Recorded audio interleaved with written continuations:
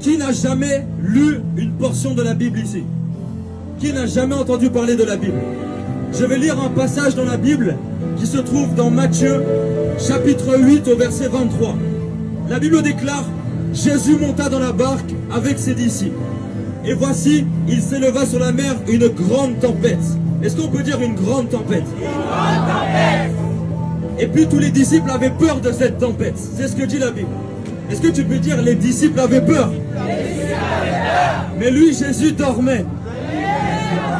La Bible dit que Jésus dormait. Il y avait une tempête qui s'élevait, mais Jésus dormait. Jésus dormait. Jésus dormait. Alors voici ce qui s'est passé. La Bible dira ceci: les disciples s'étant approchés le réveillèrent et dirent: Seigneur, sauve-nous maintenant, nous périssons. Et il leur dit: pourquoi avez-vous peur, gens de peu de foi? Alors il se leva, menaça les vents de la mer, et il y eut un grand calme. Ces hommes furent saisis d'étonnement, et ils dirent: quel est celui-ci, disait-il, à qui obéissent même les vents et la mer? Je suis venu te dire, peu importe ta difficulté, Jésus peut menacer la tempête. Car la Bible proclame dans Luc 1, verset 37, car rien n'est impossible à Dieu. Je dis car rien n'est impossible à Dieu.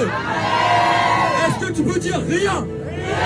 Rien n'est impossible à Dieu. Ah, tu vas le redire: rien n'est impossible à Jésus.